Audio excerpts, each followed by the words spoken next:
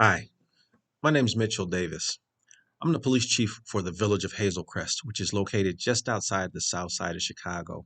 And I'm coming to you today to introduce myself to some and remind others that I'm running for second vice president for Noble in 2024. I want to take a couple minutes just to answer three quick questions. Why am I running?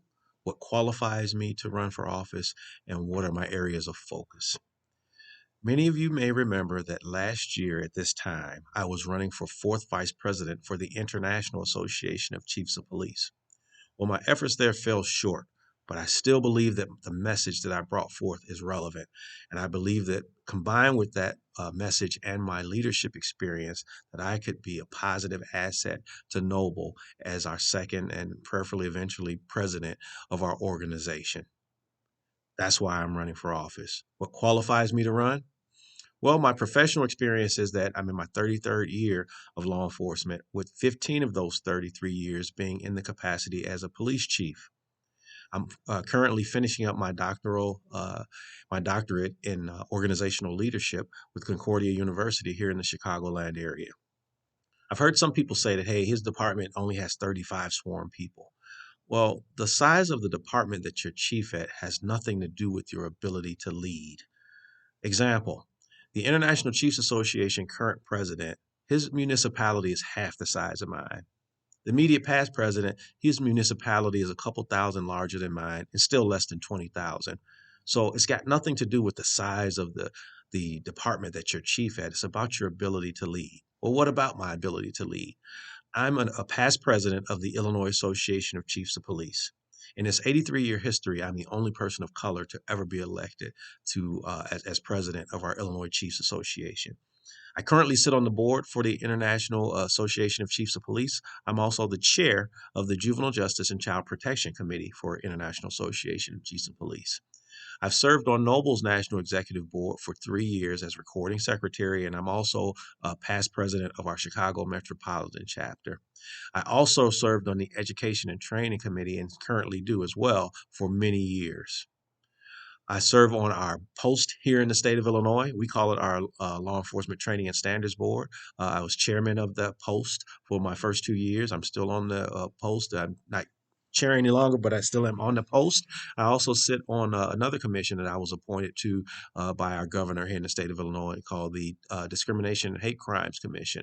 So I sit in leadership positions currently. I have and currently do sit in leadership positions both locally, statewide, and nationally and internationally as well. I just came back from South Africa with the Bipartisan Attorney Generals Alliance in December. I was asked to travel there with them. I've worked with them on different things across the country with the Attorney Generals Alliance. I currently work with them with things, and I travel with them to South Africa to speak on gender-based violence, and just did that this past December.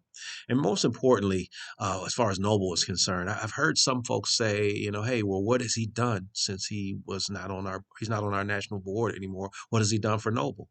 Well, I'm always working for Noble, no matter what I'm doing. And last year, while running for fourth vice president of the IACP, I brought a program to Noble with the NFL Alumni Association called the Child ID program. Our current board is moving forward with that program, and it's proving that it might be one of the largest partnerships that Noble's ever had. But I brought that partnership to Noble while I was in the midst of running for IACP because I believe that the work that we're doing there is important to our communities and can benefit us all. What are the things that I'm looking to stand for? What are my pillars? The first one is recruitment and retention. The second one is youth violence. And the third is diversity, equity, and inclusion. I believe that we can have expansive efforts of recruitment and widen our net without diminishing the quality of the people that we're recruiting and that we're promoting. So we've got to make sure that our associate members are our main focus because they are the lifeblood and lifeline of not just this organization, but our profession. We've got to make sure that our associate members are being coached up, that we're mentoring them to make sure that we're preparing them for promotions, but that we're also putting them in leadership positions prior to promotion so that once they get there, they've already got experience. We've got to make sure we're supporting our current chiefs.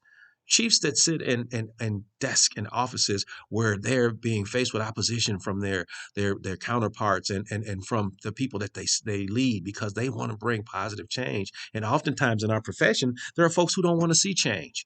So we've got to make sure that we're supporting those chiefs as well. So diversity, equity, inclusion, youth violence, because it's so much involved in our communities, and recruitment and retention are the areas that I'm focusing on. If you want to learn more about me and what I stand for, you can go to mitchelldavis.org. That's mitchelldavis.org. I have had a blessed career.